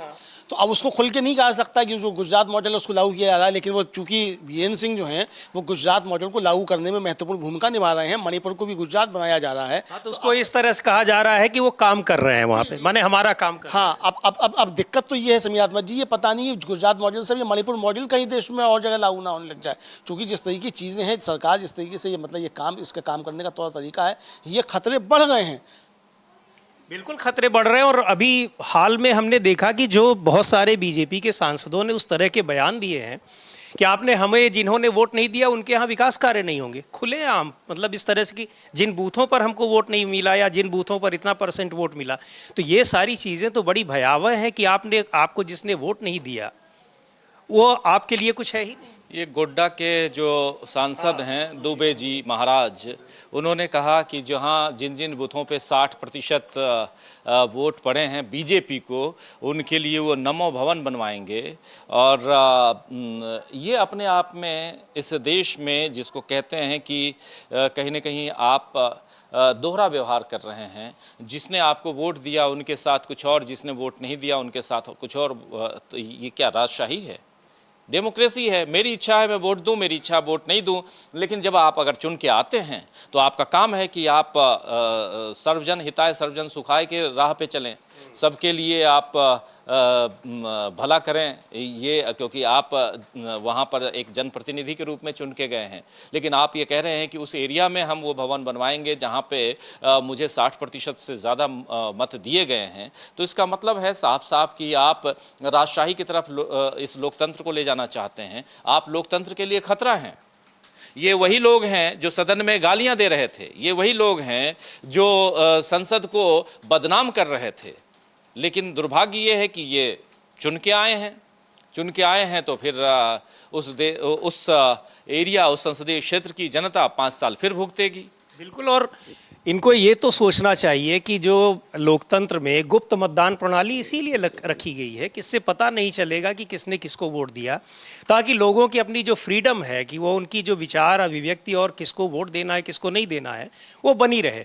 पर बड़ी दिक्कत की बात यह है कि इस तरह की बातें करने वाले लोग अगर ये कहते हैं कि हम देश का सबसे बड़ा लोकतंत्र है, सबसे पुराना लोकतंत्र है, तो उसी लोकतंत्र का हम कितना मजाक उड़ा रहे हैं इस तरह की बातें कह करके। लोकतंत्र हमारे कह देने से नहीं हो जाएगा, हमारे यहाँ मीडिया फ्रीडम है इसको कह देने से नहीं हो जाएगा, कितनी आज़ादी है कह देने से नहीं हो जाएगा। और बाद में जब इंटरनेशनल एजेंसियाँ आंकड़े निकालती हैं, रेटिंग निकालती हैं और उसमें हम नीचे रहते हैं तो हम कह देते हैं कि ये पक्षपात कर रही हैं। पक्षपात कर रहे हैं, लेकिन हमें अपनी स्थिति देखनी चाहिए, तब बताना चाहिए कि कितना पक्षपात हो रहा है। और वो पक्षपात करेंगे तो क्यों हमसे करेंगे? ऐसी क्या बात है कि वो हमारे से ही पक्षपात करेंगे? नहीं, बिल्कुल सही आप कह रहे हैं, पक्षपात क्यों करेंगे। और जो एजेंसियां रेटिंग निकाल रही हैं तो वो भी अपने उससे थोड़ी कर रही हैं कि ऑफिस में बैठ गए और कुछ भी लिख लो क्योंकि मुझे ये पसंद नहीं है, ऐसा थोड़ी होता है। हमारे यहाँ एग्जिट पोल निकाल दिए जाते हैं। हाँ बिल्कुल। और देखिए आप फ्रांस का एग्जिट पोल, कल चुनाव होता है, सेकेंड टर्म का चुनाव हो रहा है वहाँ पे, दूसरी बार जो 2 पार्ट पे चुनाव होता है, दूसरी बार चुनाव हुआ और वहाँ एग्जिट पोल में बता दिया गया कि वामपंथी जो गठबंधन है वो नंबर 1 पार्टी बनने जा रहा है। और वही आया, रिजल्ट वही आया। आपने देखा वहाँ इंग्लैंड में, वहाँ भी वही हुआ। ग्रेट ब्रिटेन का एग्जिट पोल वहाँ 98% सही हुआ। 98% एग्जिट पोल ईरान का सही होता है, फ्रांस का सही होता है, लेकिन हिंदुस्तान का सही नहीं होता। हिंदुस्तान, हम थोड़ा सा आपको इंटरप्ट करेंगे, सही नहीं होता ये हम नहीं कहेंगे, यहाँ भी सही होता रहा है और अभी भी सही होता रहा है। और ये कोई आपने भी किया था, आपके साथ जिस एजेंसी ने किया था उसका भी सही हुआ है। न होने के पीछे कारण ही दूसरे हैं। हम लोगों ने देखा है कि 90 के दशक में कितने सही एग्जिट पोल्स आए हैं। बिल्कुल सही बात है, बिल्कुल सही। लेकिन यहाँ पर अगर व्यापार होगा एग्जिट पोल के साथ में, जैसा राहुल गांधी ने आरोप लगाया है, उस आरोप में अगर दम है तो वो बिल्कुल सही कह रहे हैं। कांग्रेस पार्टी बिल्कुल सही कह रही है कि शेयर बाजार घोटाला है। एग्जिट पोल के जरिए आपने शेयर बाजार का घोटाला किया है। वहाँ पर जो मिडिल क्लास के जो इन्वेस्टर्स हैं उनके 30 लाख करोड़ रुपए का घोटाला आपने किया, उनके पैसे डुबा दिए आपने। तो ये अगर आप व्यापार करेंगे तो फिर वही 98% आपके गलत होंगे, वो साफ दिखता है। लेकिन इस पे फिर से आना पड़ेगा, चाहे कोई भी एजेंसियां हों, चाहे वो रेटिंग एजेंसियां हों कि सर्वे एजेंसियां हों, वो काम करती हैं। उनके ऊपर दबाव आप कितने दिनों तक देंगे? पिछले 10 साल की जो भारत की राजनीति है, उस राजनीति में 10 साल में चाहे विधायिका हो, चाहे न्यायपालिका हो, कार्यपालिका हो, सब हो, चाहे मीडिया हो, चौथा स्तंभ कहते हैं मीडिया हो, सब कैसे दरकते हुए हम लोगों ने देखा है सबके पिलर्स को। इसीलिए अब एक उम्मीद, एक आशा, एक होप यहाँ पर विपक्ष से दिखाई देती है, इसलिए क्योंकि कहीं ना कहीं ये अब मजबूत हो रहे हैं। लोकतंत्र, हम तो चूंकि जनता के हितैषी हैं, आप हम सब अभी जो कार्यक्रम कर रहे हैं जन सरोकार की खबरें दे रहे हैं कि कौन कहाँ जा रहा है जनता के बीच। अगर राहुल गांधी जा रहे हैं तो राहुल गांधी की खबर दे रहे हैं, नरेंद्र मोदी रूस रवाना हो गए हैं तो उसकी खबर दे रहे हैं हम। अगर नीट पे 35-36 मामले आ चुके हैं और कोर्ट में चल रहा है मामला तो उसकी खबर दे रहे हैं। तो खबर तो जनता के लिए जो होगी वो हम देंगे, पहुंचाएंगे। उसमें किसी को अच्छा लगे, किसी को खराब लगे, कोई कुछ और कहे, लेकिन सवाल ये है कि आप देश को किस दिशा में लेके जाना चाहते हैं, आपने डायरेक्शन क्या चुना है। आप अगर सही राह पे हैं, जनता के हितैषी हैं तो लंबा काम करेंगे। आप हितैषी नहीं हैं और सिर्फ आप जवाहरलाल नेहरू को डिफेम करने की कोशिश करेंगे और जवाहरलाल नेहरू से लेकर राहुल गांधी तक वही काम करेंगे, तो फिर करते रहिए। एक ना एक दिन जनता आती है, जागती है। और इस बार जो विपक्ष हुआ है, मजबूत हुआ है, उसका सबसे बड़ा कारण यही है। आप अभी उत्तर प्रदेश का जिक्र कर रहे थे। उत्तर प्रदेश में अगर बीजेपी दूसरे नंबर पे आ गई लोकसभा में तो वो अपने कर्मों से आई है। वहाँ किसी और ने नहीं किया है, वहाँ की जनता ने, उनको लगा, क्योंकि वहाँ भी डबल इंजन की आपकी सरकार है। महाराष्ट्र आपने सरकार छीन ली, सत्ता छीन ली, 2 पार्टियों को 2 भाग में बांट दिया। उसके बाद आज आपकी स्थिति कैसी हो गई? 30 सीटें आ गई विपक्ष को, आपके पास 18 सीटें हैं वो तीनों पार्टी मिलाकर। और ये जो चुनाव आने जा रहा है उस चुनाव में आपकी और हालत खराब होगी। तो ये चिंता उनको करनी होगी जो सत्ता पर आसीन है। आपने जो एक बात कही थी कि क्यों ऐसा होता है कि इनको आत्मविश्वास है कि धर्म की अफीम पिला रखी है, तो वो अफीम बहुत दिन, उसका नशा बहुत दिनों तक नहीं रहता है। वो भी एक नशा है और नशे की भी एक मियाद होती है। जब मियाद उसकी पूरी हो गई तो लोगों को समझ में आने लगा कि अब उनको क्या करना है, उनके हित की बात कौन कर रहा है। 10 साल शासन करने के बाद भी अगर किसी को 1950 के दशक की बातें याद आ रही हैं तो इसका मतलब वो कुछ करना नहीं चाहता है, केवल और केवल वो है समय काट रहा है। क्यों अमलिंद? जी बिल्कुल, जाहिर सी बात है कि वो समय काट रहा है। और समय क्या काट रहा है कि आप जनता की तरफ ध्यान नहीं देना, ये साफ सी बात ये है। और राजनीति में अगर आप आए हैं तो राजनीति व्यापार नहीं है, एक तो पहले ये बात समझनी होगी। हालांकि जिनके खून में व्यापार है वो राजनीति को व्यापार की तरीके से ही देखते हैं। और हमने देखा कि किस तरीके से पिछले 10 वर्षों में सरकार ने व्यापार का ही काम किया है, व्यापारी की तरीके से काम किया है और व्यापारियों के ही हित साधे हैं। उन व्यापारियों में भी कुछ खास बड़े व्यापारियों के हित साधे हैं और ये आरोप लगातार विपक्ष की तरफ से लगते रहते हैं। और ये सिर्फ आरोप नहीं है, हम देखते हैं कि सरकार ने जो भी जिस तरीके के फैसले लिए उनमें कहीं ना कहीं ये आता है कि फ़ायदा कुछ खास व्यापारी वर्ग का, कुछ खास व्यापारिक समूहों का हो रहा है। तो ये सरकार की अपनी नीतियाँ। जाहिर सी बात है समीर अहमद जी कि सरकार को चुना किस लिए जाता है, सरकार है किस लिए? जनता के द्वारा जनता का शासन, यही तो लोकतंत्र है ना। जनता के द्वारा जनता का शासन जनता के लिए। तो जनता के द्वारा जनता का शासन पर ये जनता के लिए नहीं हो रहा है, ये हो रहा है कुछ खास पूंजीपतियों के लिए। तो ये जो लगातार चिंताएं व्यक्त की जाती हैं इसको लेकर के, ये चिंताएं बार बार सामने आती हैं। तो सरकार को काम करना चाहिए जनता के लिए, जिस जनता ने आपको अपना प्रतिनिधि चुन करके भेजा है। आप जनता के शासक नहीं हैं, आप जनता के प्रतिनिधि हैं। तो आप अपना मूल कर्तव्य जो उसको भूल जा रहे हैं। मुझे लगता है कि राहुल गांधी जिस तरीके की राजनीति कर रहे हैं वो सरकार को भी याद दिलाना चाहते हैं कि जनता के द्वारा चुने गए हैं, आप जनता के प्रतिनिधि हैं, काम आपको जनता के लिए करना है। तो राहुल गांधी जो सवाल उठा रहे हैं, राहुल गांधी जिन लोगों से मिल रहे हैं वो जनता है और जनता के सवाल जो राहुल गांधी फलक पर लेकर के आ रहे हैं और सरकार को भी बता रहे हैं कि जनता की समस्याएं, इन पर सरकार को काम करना है। सरकार अगर इस पर काम नहीं करेगी तो जाहिर सी बात है कि जब समय आएगा तो जनता इस सरकार को पलट भी देगी। हालांकि अभी पलटते पलटते बच गई है किसी तरीके से, लेकिन समय आएगा तो फिर पलटी भी जाएगी। पलट तो जाएगी और पलट जाना भी चाहिए। तो लोकतंत्र यही तो है कि हाँ। और एक बात और, अभी पिछले काफ़ी समय से एक बड़ा सवाल ये भी उठता था कि विपक्ष बड़ा कमज़ोर है, विपक्ष कुछ नहीं करता है। मुझे लगता है कि विपक्ष की जो तमाम पार्टियां हैं वो हमेशा हर समय ये करती रहती थी, लेकिन चूंकि सत्ता पक्ष पर उंगली आपको नहीं उठानी है, जिनको नहीं उठानी है वो उनका ये रहा। क्योंकि हमने देखा कि कोई बड़ी घटना हुई हो, कोई ये जो पीड़ित वर्ग हो, उसके साथ राहुल गांधी हो, अखिलेश यादव हो, प्रियंका गांधी हो, दूसरे नेता हों, ये लोग हमेशा टाइम टू टाइम उनके पास जाते रहे हैं, मिलते रहे हैं, उनकी समस्या सुनते रहे हैं। लेकिन ये ना भी जाएं तो ये तो ठीक है, नहीं जाएंगे तो इनको वोट नहीं देगा, लेकिन जिसको वोट दे करके भेजा गया है सबसे पहले उनका दायित्व तो बनता है कि वो उनके पास जाएं, और वो नहीं जाते हैं तो उस पर सवाल उठाने का काम मीडिया का है, लेकिन वही नहीं करता है वो। पर मुझे लगता है कि ये ट्रेंड भी इस चुनाव के परिणाम के बाद कुछ बदल रहा है या बदलता नहीं दिख रहा है। नहीं, बदल रहा है, बिल्कुल बदल रहा है, और अच्छी तरह से बदलता हुआ दिखाई दे रहा है। मीडिया भी थोड़ा बहुत बदलता हुआ दिखाई दे रहा है, जो so called main stream media है। और एक सबसे बड़ी चीज़ है कि एक उम्मीद जगी है लोगों में भी और नेताओं में भी, दूसरे दलों के नेताओं में, जो इंडिया गठबंधन के नेता हैं या जो विपक्षी दलों के नेता हैं, उनमें भी एक उम्मीद है, उनको भी लग रहा है। दूसरी चीज़, सबसे बड़ी चीज़ की फिर से आना चाहूँगा राहुल गांधी पे, क्योंकि वो अकेले नेता ऐसे हैं जो विपक्ष की बागडोर संभाले हुए हैं। आप देखिए कि हर जगह राहुल गांधी खुद, अभी कौन नेता पहुँचा हाथरस, विपक्ष का कौन सा नेता पहुँचा हाथरस, या विपक्ष का कौन सा नेता अभी असम पहुंचा है, विपक्ष का कौन सा नेता अभी मणिपुर पहुंचा है, या ऐसे तमाम उस पर। और इन विपक्ष के और भी नेताओं को थोड़ा सा एक्टिव और होने की ज़रूरत है।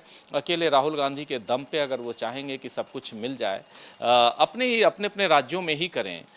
तेजस्वी यादव ने मोर्चा खोल रखा है, लेकिन मोर्चा खोलने के लिए आपको सिर्फ ट्विटर या सोशल मीडिया के ज़रिए नहीं होगा, वो एक ज़रिया है, वो एक ज़मीन पर उतरना पड़ेगा। एक टूल भरे, मतलब कई टूल्स में से एक टूल है वो सोशल मीडिया, वो भी जरूरी है, ठीक है, उस पर करें। लेकिन असली चीज़ जो है वो जनता है। जनता के बीच अगर आप नहीं हैं, और जनता के बीच आपको लगातार रहना चाहिए, ये राहुल गांधी से लोगों को सीखने की आवश्यकता है। खासतौर से जो विपक्ष के लोग हैं, इंडिया गठबंधन के जो उनके सहयोगी हैं, उनको ये सीखने की आवश्यकता है कि किस तरीके से जनता के मुद्दों पर लगातार जनता के बीच रहना। मीडिया की जो आपने बात कही थी समीर आत्मा जी, माहौल ये बनाया जा रहा है कि विपक्ष को जो है वो सारे काम करने हैं, सिर्फ राजनीति नहीं करनी है। यानी तो विपक्ष किस लिए अगर राजनीति नहीं करनी? अरे राजनीति करनी, मोदी जी क्या कर रहे हैं? मोदी जी भी तो राजनीति कर रहे हैं, सत्ता में बैठे हुए वो लोग भी तो राजनीति कर रहे हैं, और राजनीति इस देश का भविष्य तय करती है। राजनीति ही हम किस तरीके से सांस लेंगे, कैसी सांस लेंगे, ये भी राजनीति तय करती है। और इस तरीके से तय करती है कि प्रदूषण बढ़ रहा है तो प्रदूषण क्यों बढ़ रहा है, किस तरीके से फैक्ट्रियाँ बढ़ रही हैं, उनमें किस तरीके से प्रदूषण को रोकने के उपाय नहीं किए जाना, ये भी राजनीति तय कर रही है। तो जब सब कुछ राजनीति तय कर रही है तो विपक्ष राजनीति क्यों नहीं करेगा? हर मुद्दे पर राजनीति करनी चाहिए और विपक्ष को खासतौर से राजनीति करनी चाहिए। तो ये जो मीडिया के द्वारा माहौल बनाने की कोशिश की जाती है कि सब विपक्ष राजनीति कर रहा है, विपक्ष को राजनीति नहीं करनी चाहिए, राजनीति ही करनी चाहिए, क्योंकि राजनीति ही तय करेगी कि हम कैसे जिंदा रहेंगे। इस राजनीति में वो काम क्या कर रहा है उसको भी देखना चाहिए, कि ऐसा नहीं, तो जाहिर सी बात है कि राहुल गांधी राजनीति में नहीं होते तो वहाँ क्यों जाते। और एक चीज़ जो आपने कहा, ये सही बात है कि जिस तरह से जो सक्रियता राहुल गांधी लगातार दिखा रहे हैं, पिछले 3 दिनों का अगर रूटीन देखा जाए तो सुबह 5 साढ़े 5 बजे वो रवाना होते हैं। इसका मतलब वो 4 बजे जग रहे होंगे तभी तो 5 साढ़े 5 बजे, और देर रात तक के उनके कार्यक्रम हैं। तो ये बिल्कुल। और दूसरी चीज़ आपको बताऊं कि आज रात को इम्फाल से लौट के रायबरेली आ जाएंगे राहुल गांधी, रायबरेली आएंगे और कल दिन भर रायबरेली में रहेंगे। तो ये पूरा का पूरा एक उन्होंने अपना प्रोग्राम जो है वो चॉकआउट कर रखा है और उसके हिसाब से काम कर रहे हैं। तो आपने देखा कल कहाँ थे, तो वहाँ गुजरात में, उसके बाद आज मणिपुर में, अब कल उत्तर प्रदेश अपने संसदीय क्षेत्र में। तो ये लगातार चल रहा है। इसके बाद खबर आ रही है कि राहुल गांधी दक्षिण जाने वाले हैं, वो उधर शायद तमिलनाडु जाने वाले हैं। तो ये सब कुछ, तो यानी कहीं ना कहीं राहुल गांधी अपने, और उससे पहले महाराष्ट्र जाने वाले हैं, महाराष्ट्र में पंढरपुर जाने वाले हैं राहुल गांधी। हाँ, ये खबर आ रही है। तो ये सब कुछ चल रहा है। तो एक नेता है जो सड़क पे है, संसद से सड़क तक आपको इस लड़ाई में कूदना होगा, और ये काम पूरे हिंदुस्तान के जितने विपक्षी दल के नेता हैं उनको भी करना होगा, और सत्ता पक्ष के नेताओं को भी करना होगा। अगर सत्ता में बने रहना है, तो सत्ता में अगर आप बने रहना चाहते हैं तो आप काम कीजिए। आपको सिर्फ मुआवजे का ऐलान कर देने मात्र से नहीं होता है।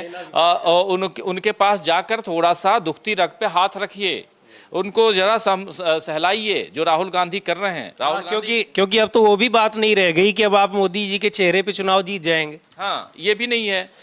खुद अभी नहीं, कर्नाटक के चुनाव के बाद से आरएसएस ने कह दिया था कि मोदी अब ब्रांड नहीं है, और इस चुनाव ने बता दिया कि मोदी ब्रांड नहीं है।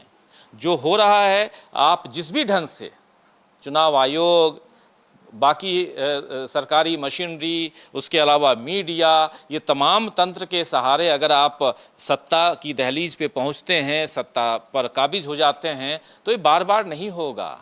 यूरोप आपको बार बार चेता रहा है और इस चेतावनी को आप समझिए। ये सरकार कब तक चलेगी? अभी भी मैं दावे के साथ कह रहा हूं कि 5 साल ये सरकार नहीं चलेगी, मध्यावधि चुनाव होगा ही होगा। तो जब आपको ये पता है तो कम से कम इतना तो कर लीजिए कि अगला जो चुनाव होगा उसकी तैयारी कर लीजिए। आपके पास मौका है, आपको पता है कि आप मध्यावधि चुनाव में जाएंगे। बिल्कुल। एक अपने साथियों से भी पूछूंगा और लोगों से भी कि पिछले काफ़ी समय से लगातार ये होता रहा कि ईडी सीबीआई के भी छापे पड़ते हैं। अभी आजकल में कोई खबर इस तरह से, आज कोई इस तरह की खबर है क्या?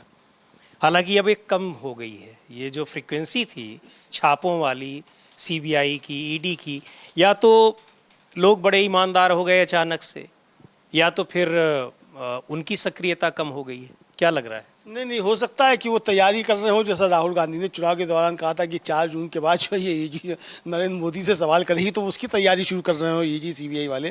क्योंकि जब हम लोग समझ रहे हैं कि मध्यावधि चुनाव हो सकता है, तो ईडी सीबीआई में जो बैठे हैं उनको भी मालूम होगा कि मध्यावधि चुनाव होगा। देखिए, अब एक चीज़ तो स्पष्ट हो गई है संविधात्मक जी, नरेंद्र मोदी सदन में खड़े होकर भले ही कुछ भी दावा करें, ये सरकार रहम पे चल रही है, ये समझ में आना चाहिए।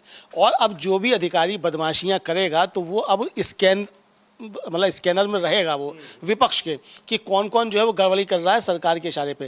भाई कहीं कोई आप आर्थिक अपराध हो रहा है तो आप उस पर कार्रवाई कीजिए, उस पर किसी को कोई रोक नहीं है। लेकिन यदि आप सरकार के एजेंडे पे या भारतीय जनता पार्टी के एजेंडे पे काम करेंगे तो उसको लेकर के सवाल उठेंगे, फिर लोग प्रतिशोध की कार्रवाई भी करेंगे।